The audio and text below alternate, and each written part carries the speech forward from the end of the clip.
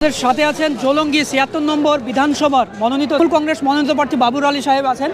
গত ইলেকশনে আমরা দেখেছি আব্দুর রাজ্জাক সাহেব প্রায় ৮০,০০০ ভোটে জয় হয়েছিলেন। তো সেখানে দাঁড়িয়ে কতটা আশাবাদী জলঙ্গির পাশে? অবশ্যই আমরা আশাবাদী, কত ব্যবধান হবে সেটা সময় বলবে। এই যে মানুষের যে উপস্থিতি স্বতঃস্ফূর্তভাবে, আমি তো বক্তব্যও বলেছি, আমি কিন্তু এখানে কিছু নিয়ে আসিনি, কিন্তু যাই পাচ্ছি ওই সাধারণ মানুষজন তাদের উচ্ছ্বাস আবেগ ভালোবাসাকে পাথেয় করেই কিন্তু আমি এগিয়ে যাচ্ছি। আমি যথেষ্ট আশাবাদী এখানকার সাধারণ ভোটাররা, আমাদের দলের কর্মী সমর্থকরাই আমাকে রক্ষা করবে, আমাদের দলকে নির্বাচিত করে বিধানসভায় পাঠাবে। আজকে দেখলাম যে জনজোয়ার মানে জলঙ্গিবাসী, যেখানে কিছুদিন আগে প্রতিবাদ হচ্ছিল যে আমাদের প্রার্থী পছন্দ না বলে, কিন্তু তারই পরিপ্রেক্ষিতে কিছুদিনের ব্যবধানে দেখলাম আজকে লাখের উপরে মানুষ। কোনো প্রতিবাদ, সেই প্রতিবাদ যে কয়জনকে দেখেছিলেন তারাই আবার কাটাবাড়ি অঞ্চলে বা যেখানে ফুলের মালা পরিয়েছেন, দেওয়াল লিখেছেন।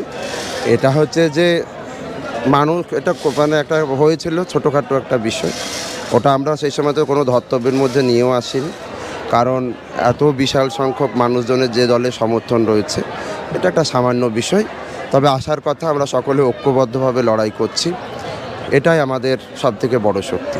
গত ইলেকশনে সাইফুল ইসলাম তিনি প্রায় ৪০,০০০ ভোটে পেয়েছিলেন অ্যালায়েন্স হয়ে, কংগ্রেস আর সিপিআইএম মিলে, কিন্তু বর্তমানে আজকে কংগ্রেস আর সিপিআইএম দুটো আছে এবং পাশাপাশি ইউনিট সরকার। তিনি বলছেন যে আমি জয়ী হব, জনসাধারণ যারা আছে তারা আমাকেই চাইছে।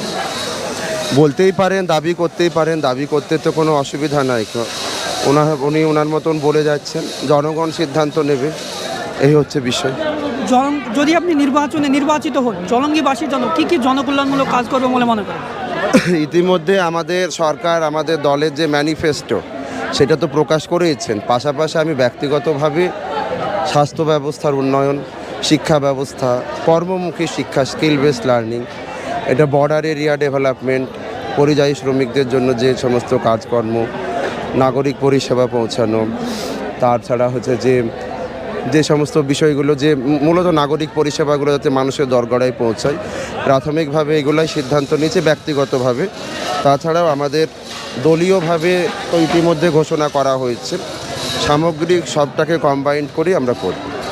কথা বললাম ৭৬ নম্বর জলঙ্গি বিধানসভার কংগ্রেস মনোনীত প্রার্থী বাবুর আলী সাহেব। তিনি জানাচ্ছেন যে জলঙ্গিবাসীর জন্য তিনি কর্মসংস্থা, স্কুল, বর্ডার এলাকা যেহেতু জলঙ্গিবাসী, সেই দিকে লক্ষ্য রেখে তিনি উন্নয়নের দিকে এগিয়ে যাবেন। ধন্যবাদ।